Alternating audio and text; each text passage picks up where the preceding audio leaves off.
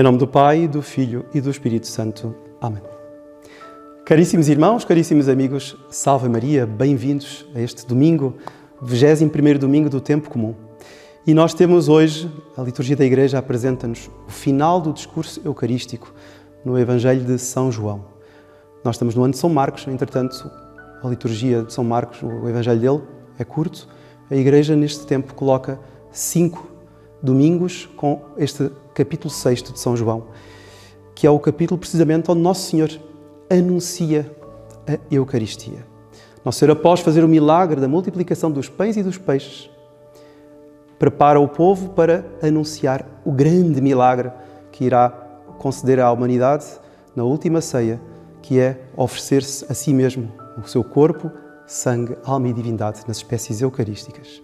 Então nós hoje temos aqui o trecho do capítulo 6, versículos 60 a 69. Próxima semana já não tiramos mais este Evangelho. Bom, então São João mostra-nos uma realidade que foi um pouco amarga, parece, à primeira vista. Porque Nosso Senhor, afinal, quer oferecer-se a si mesmo ao mundo, oferecer-se a si mesmo aos apóstolos, aos discípulos, a todos. E, entretanto, como nós iremos ver, Ele não vai ser bem recebido. Ele não vai ser bem compreendido. Mas para contextualizarmos este domingo, nós vamos ver o domingo passado, que não foi liturgicamente, não foi celebrado, porque tivemos, como sabemos, a celebração da solenidade da Assunção de Maria. No domingo passado, Nosso Senhor anunciara que Ele era o verdadeiro pão da vida. E vai dizer: quem come a minha carne e bebe o meu sangue tem a vida eterna, e eu ressuscitarei no último dia. A minha carne é a verdadeira comida e o meu sangue é a verdadeira bebida, etc, etc.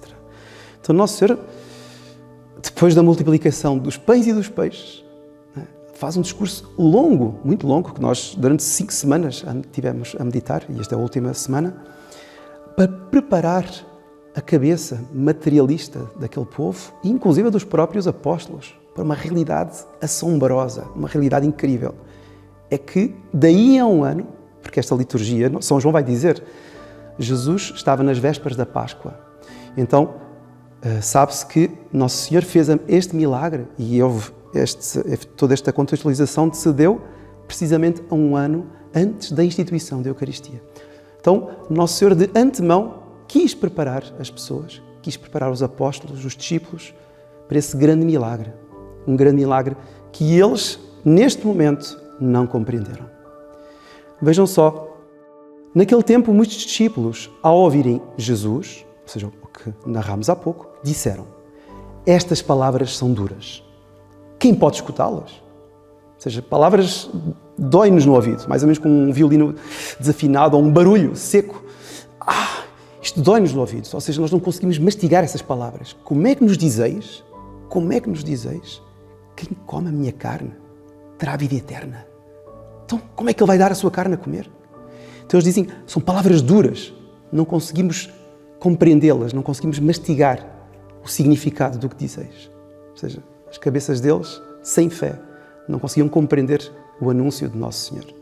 E é curioso que, aqui no grego, duro é skleros.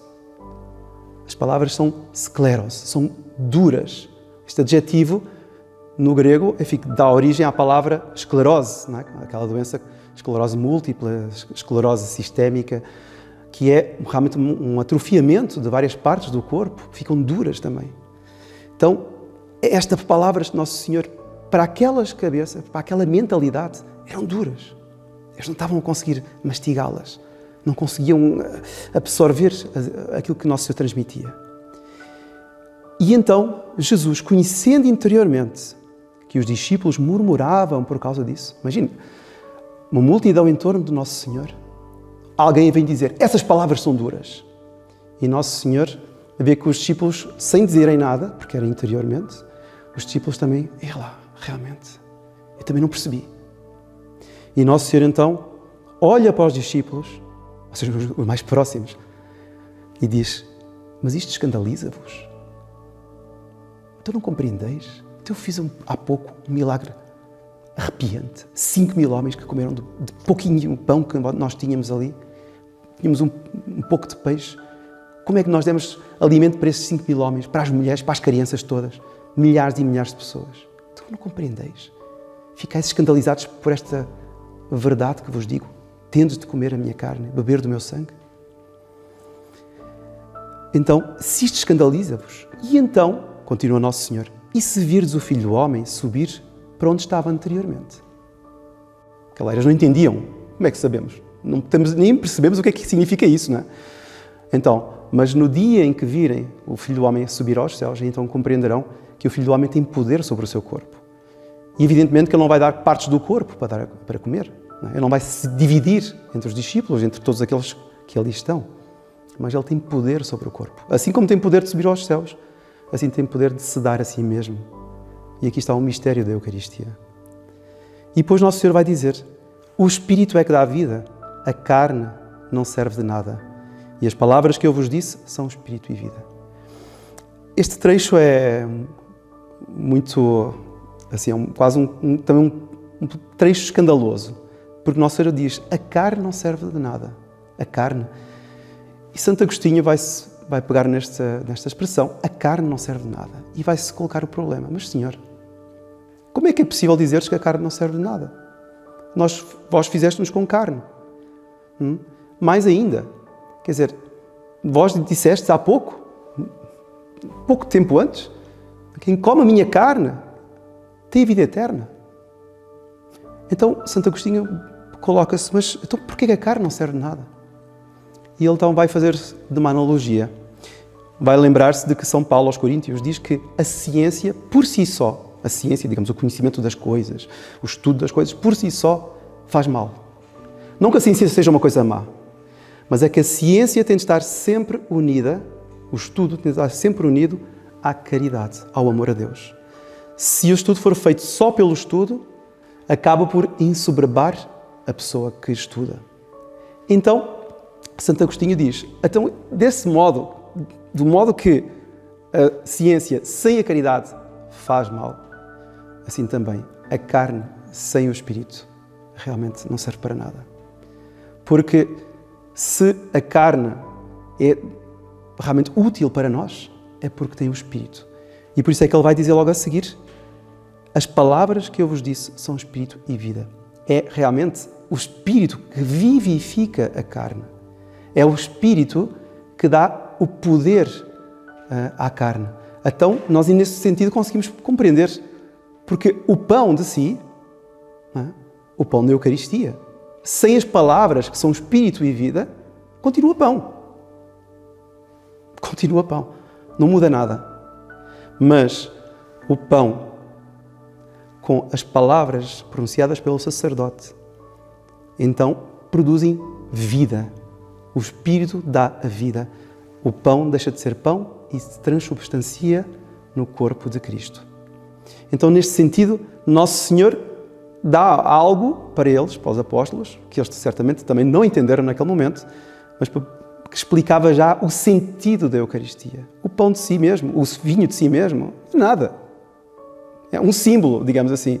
Mas, quando o pão e o vinho são consagrados pelo sacerdote, que é legitimamente instituído nas intenções da Igreja, querendo que aquele pão e aquele vinho se transformem no corpo e sangue de Cristo, então as palavras são Espírito e vida, transformam substancialmente aquelas espécies que estão ali sobre o altar. E depois, voltando aqui ao texto, Nosso Senhor vai dizer: mas entre vós, ou seja, é uma realidade realmente dura, difícil, porque eles não tinham ainda os pressupostos, tinham a graça que certamente Deus ia lhes dando, mas eles eram muito materialistas.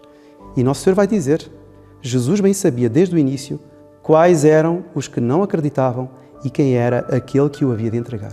Sim, porque este capítulo 6 de São João é o capítulo onde aparecem pela primeira vez nomeados neste Evangelho de São João os 12 apóstolos. Então aqui estavam todos, Pedro, Tiago, João, todos os outros, e também Judas estava aqui. E então Nosso Senhor sabia aquele que o havia de entregar, era um dos que estava lá. Foi aquele que não compreendeu e não quis realmente entrar dentro desta realidade teológica que era a Eucaristia e deste anúncio que Nosso Senhor ali fazia. E então, narra depois um pouco mais adiante, que a partir desse momento, muitos dos discípulos afastaram-se e já não andavam com ele. É muito curioso porque a partir deste momento, o grego é muito mais preciso. Diz, por causa disto, ou seja, uma expressão causal, ou seja, por causa destas palavras, não foi porque a partir deste momento, olha, está a ficar um pouco tarde, então tenho que me afastar. Não. Não, é que por causa disto, por causa de tudo o que Nosso Senhor estava ali a anunciar, muitos dos discípulos afastaram-se e já não davam mais com ele. Ou seja, afastaram-se, destacaram-se. Porquê? Porque não compreendiam a realidade sobrenatural. E então, Nosso Senhor irá perguntar aos apóstolos, aos 12, também quereis ir? E São Pedro terá aquela resposta fulgurante. A quem iremos, Senhor? Tu tens palavras de vida eterna e nós acreditamos e sabemos que és o Santo de Deus.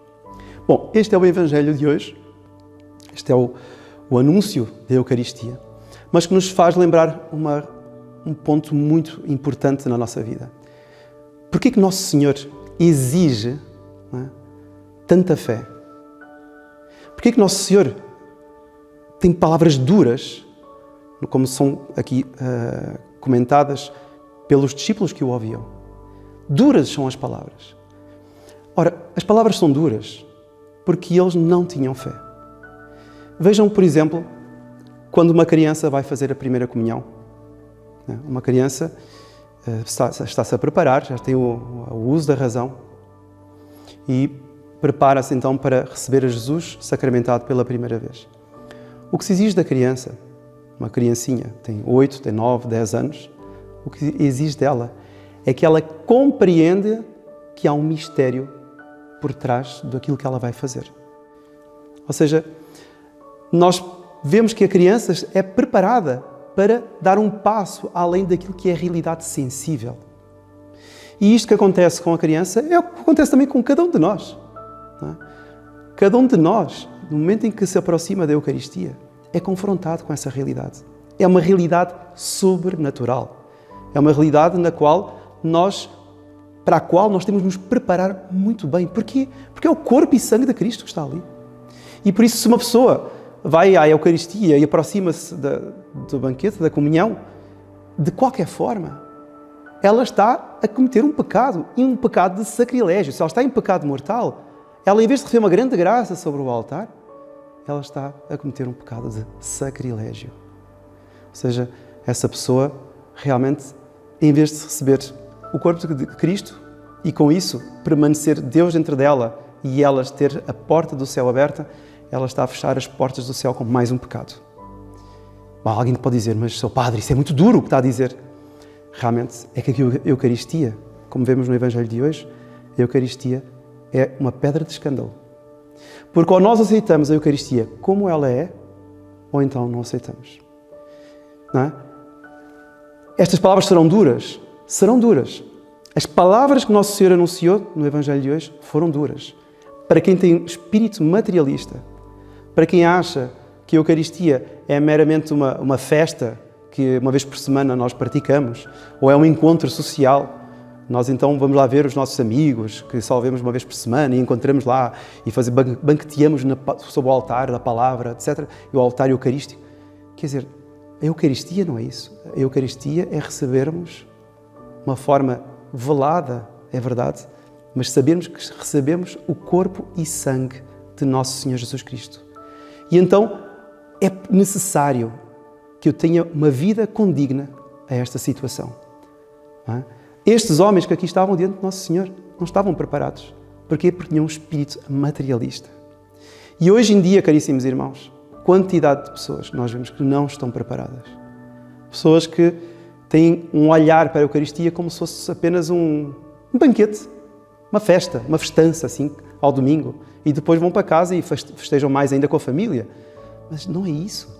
Vejam só, por exemplo, o que nos diz aqui a Redemptionis Sacramentum, que é um documento de 2004 sobre a Sagrada Eucaristia e que nos fala precisamente na recepção de Jesus Nosso Senhor. Diz assim: todo o fiel, isto é um documento de poucos anos atrás e que está ainda vigente, Todo o fiel tem sempre o direito a escolher se deseja receber a Sagrada Comunhão na boca ou se o que vai comungar quer receber na mão o sacramento. Está aí? Então, nos lugares onde a Conferência dos Bispos o haja permitido, com a confirmação da Sé Apostólica, deve-se-lhe administrar a Sagrada Hóstia. Ou seja, desta forma, que é uma forma excepcional, não é uma forma comum, que é realmente receber na mão. Diz agora, sem dúvida, ponha-se especial cuidado em que o comungante consuma imediatamente a hóstia na frente do ministro. Eu vou repetir, acho que temos de perceber bem isto aqui. Ponha-se especial cuidado em que o comungante consuma imediatamente a hóstia na frente do ministro.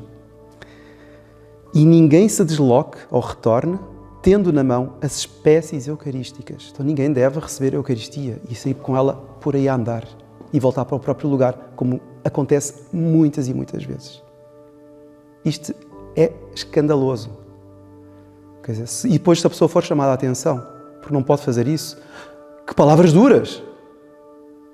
Duras foram as palavras de Nosso Senhor, foram. Porque ou nós aceitamos tudo acerca da Eucaristia, ou nós não aceitamos nada. Não é? Então temos de chamar a atenção para isso. Palavras são duras. E vejam só o que diz a seguir. Porquê que é isto? Porque se existe perigo de profanação, não se distribua aos fiéis a comunhão na mão. Então temos de ter muito cuidado, caríssimos irmãos. Se nós acreditamos na Eucaristia, sou padre, eu acredito, eu desde menina, desde criança, desde a minha família já, ótimo, isso é perfeito.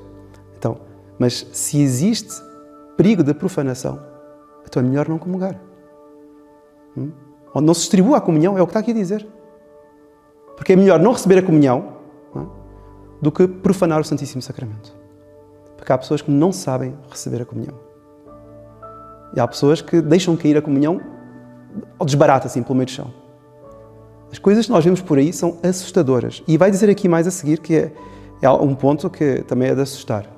A bandeja aqui no caso é a patena, para a comunhão dos fiéis deve-se manter. Olha, coisa óbvia, não é? Mas parece que não é assim tão óbvio. Para evitar o perigo de que a hóstia sagrada caia no chão, ou algum dos fragmentos. Infelizmente, muitos locais não usam mais a patena. Eu já estive num santuário mariano, onde vão milhares e milhares de pessoas à missa e enfim, às celebrações, onde foi proibido de usar a patena. Vão lá saber porquê. Não é? São determinações que vêm do alto.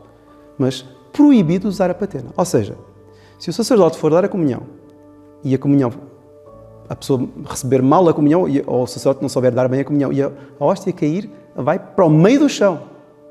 É proibido usar a patena. Porquê?